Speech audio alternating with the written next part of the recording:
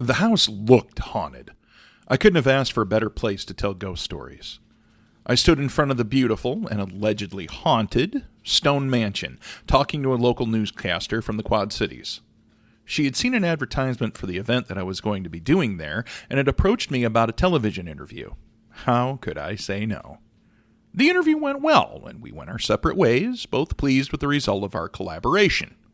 That segment turned out to be a huge help for my show. Regardless of how much advertising I'd done, several people who came had heard about the event from that short 2-minute segment.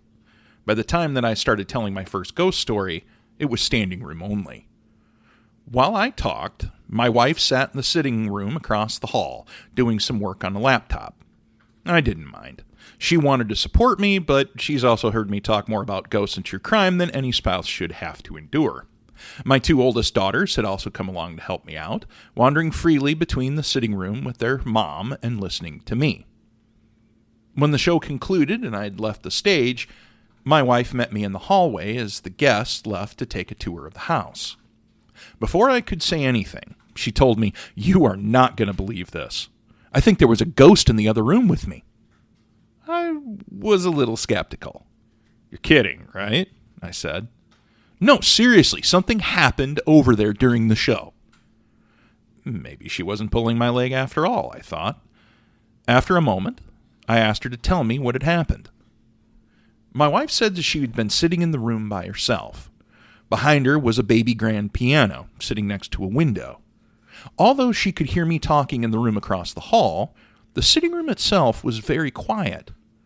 Suddenly, she heard something scrape across the wooden floor behind her, near the piano. Her first thought that it was my 2 daughters screwing around. Her mom fury summoned forth, she turned to very quietly, yet firmly, tell them to knock it off while I was doing the show. But when she turned, there wasn't anyone there. She stopped what she was doing, looking around. The room was empty. There was no way that anyone could have come into that room behind her, except through the window, which was firmly shut. No one had walked past her either, and even if they had somehow gotten past her without her seeing, there was no way that they could have gotten out of her sight fast enough for her not to see. The conclusion was that somehow, some way, the piano bench had been pushed across the floor by something that she couldn't see. I was stunned. I usually only tell ghost stories, not go looking to end up in one. Maybe rumors about the house were true. Maybe the Renwick was haunted after all. This is John Brassard Jr., and these are strange and dreadful things. I first visited the Renwick Mansion in 2010. It was part of a historic homes tour that featured some of the most historic and ornate homes in the city of Davenport, Iowa. To be perfectly honest, I didn't know a whole lot about it. I knew 2 things for sure. First, it had been built in the 1800s by a man named William Renwick, and second, that it just looked really, really cool. Renwick was a high-powered businessman who hobnobbed with some of the most important people in the region at that time. At some point, he probably would have entertained these people at his house, and having a plain home would not do. If you wanted to impress them enough for them to want to do business with you or be a part of their social circle, you needed to show off that you had the money and prestige to hang with them. And show it off he did. William Renwick's mansion was designed in the Italianate style, a very distinctive style that originated in Italy but became popular in the United States during the mid-1800s. The exterior was built of cut limestone, with tall windows and large eaves supported by ornate decorative brackets. A majestic porch led to a double-doored entryway framed by round pillars. Perhaps the most notable feature of the home was the 4th-story tower leading to a belvedere. A belvedere was essentially a room specifically placed in a building to showcase a particularly stunning piece of scenery. In this case, it was a breathtaking view of the Mississippi River Valley surrounding the rapidly growing city of Davenport. Of course, I learned about all that later.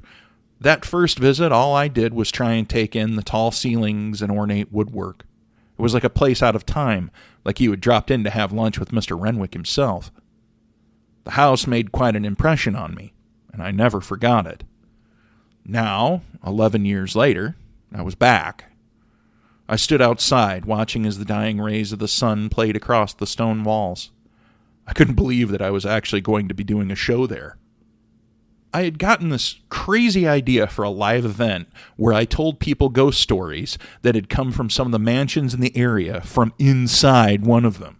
It was going to be a free show, mostly because I wasn't sure if anyone would pay to hear me at that time, and they would get a tour of the mansion afterwards. I decided to start with the Renwick. Like so many places, the Renwick doesn't necessarily advertise its ghost stories. But if you ask the right people, they're more than willing to share a few. For instance, one woman who had spent a lot of time in the house claimed that she had experienced some strange things in the basement. When she would go down there for whatever it was she went down there for, she would often find the covering of one of the light fixtures lying across the room. And it wasn't like it had fallen off and rolled across the floor. No, it was like someone had taken it off and carefully placed it there. The woman would pick up the covering, put it back on the fixture, and then go about her business. She would go back to the basement later in the day, only to find that the covering was lying back across the room. Several visitors over the years claimed that they saw the spirit of a little girl in the house. One of the most notable stories of the young apparition was from a woman who had rented the house for a baby shower. After the event was over and everyone was cleaning up, the woman's daughter came up to her and asked her who the other little girl was. "What little girl?" the mother replied. "The girl who was at the party, Mom. Who was she?" The woman was completely confused. There hadn't been any other little girls at the event. A lot of people think that a place has to have some kind of dark event to have taken place there to give rise to a ghost. Disappointingly, the Renwick has a pretty uneventful past. While it was very cool and very fancy, the Renwick was, at its heart, a place for William Renwick to raise his family. There were no gory murders, no horrible fires or tragedies. After William died in 1888, the family continued to live in the house for several more years.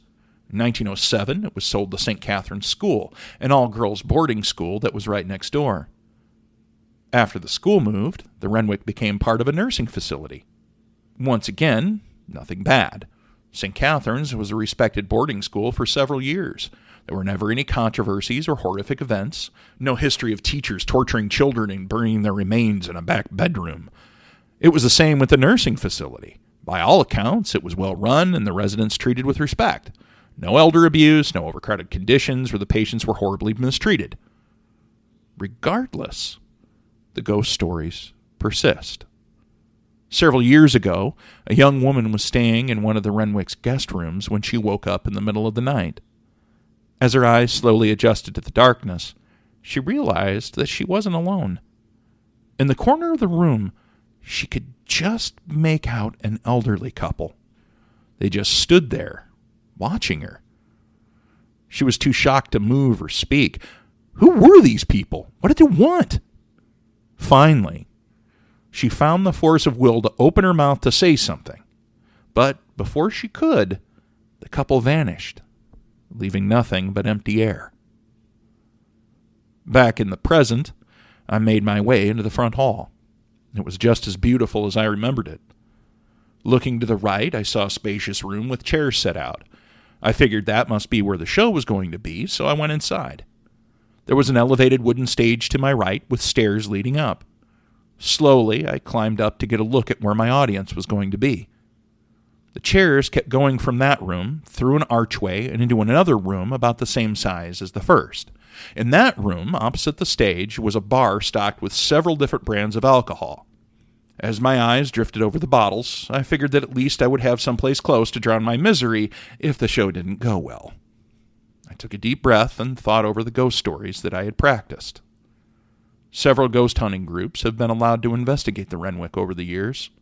Some of them have claimed to have seen the nameless little girl, but many of them only see a shadow about the same size and shape as a little girl drifting through the house.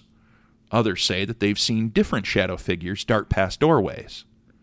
Many investigators have captured something called electronic voice phenomenon, or known more commonly by its abbreviation, EVP.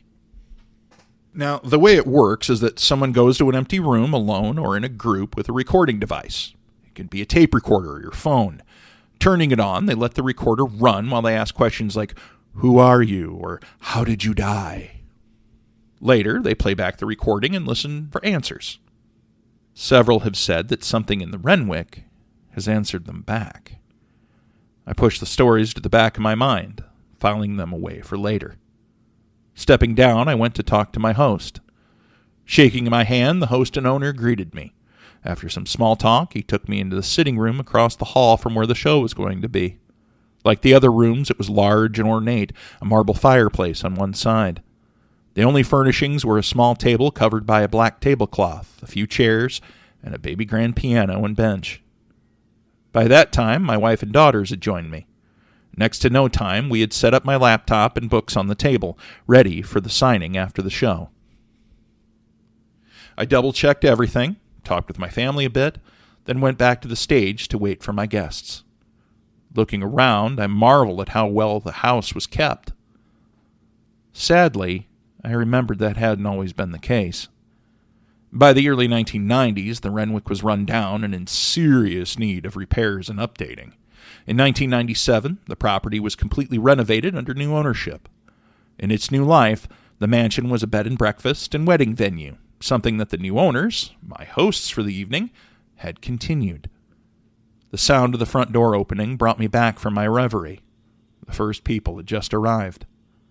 And once they started coming in, it did not stop. I had expected maybe a few dozen people, at best. I got more. A lot more. That night I played to a packed house while my wife played with a ghost across the hall. Later, after the show, I talked with the owner, a natural skeptic, about what had happened in the sitting room. Thankfully, he didn't judge. Although he preferred to find a natural explanation for anything allegedly paranormal that happened in the house, there had still been a few things that he just could not explain. Taking out his cell phone, he began to tell me about a comedy show that had happened in that very room a few years prior. At that time, they had hosted comedy shows in the house about once a week or so. That night, the comic on stage had a water bottle resting on a stool next to him. The cap was off, sitting in the middle of a flat, level stool seat. In the middle of the act, the bottle cap suddenly slid across the stool and onto the floor by itself. It was so startling that the comic actually stopped in the middle of what he was saying and asked the audience, "Did you guys see that?" Nearly everyone in the room had, and no one could figure out what had happened. Finally finding what he was looking for, the owner turned the phone over so that I could see the screen. Pressing a button, he said, "Here, I have it on video." As I watched, the bottle cap very slowly and very steadily slid across the stool, then picked up speed and dropped to the floor. It looked like someone was pushing it like one of the toy cars that I had when I was a kid, excepting that there wasn't any hand there to move it. On another occasion, the antique wooden blinds near the stage suddenly opened on their own. Surprised, the audience watched as they shut themselves just as quickly. The owner told everyone that there were air vents below the blinds, and a burst of air had caused them to move. However, after taking a more careful look, he didn't really believe that the air could blow out hard enough to make the shutters do that. When he was finished, I realized that we were the last ones in the house. I thanked him again for allowing me to use the Renwick for the show and stepped out into the night. I looked back up to take one last look at the mansion. It really was beautiful. But was it actually haunted? I thought back over the stories that I had both told and heard that night. Did the phantom of a little girl cause the blinds and the bottle cap to move? Was it maybe her voice that so many paranormal investigators had heard answering their questions? Or was it the elderly couple that had been seen in one of the guest rooms? Opening my car door, I climbed in and started the engine. Maybe it had been the little girl that had moved the bench, curious to see what my wife was working on. I smiled. She always did have a gift for working with kids. Slowly, I made my way down the driveway and into the city, leaving the Renwick and its ghosts far behind. I'm John Brassard, Jr., and these are Strange and Dreadful Things. If you like the story tonight, you can find many more just like it on Spotify, iTunes, and wherever else you listen to great podcasts. To find out more about what you've been up to and what's coming up, be sure to check us out on Facebook, Instagram, and YouTube. Thank you for listening, and we'll see you next time for another story that your grandma didn't want you to hear.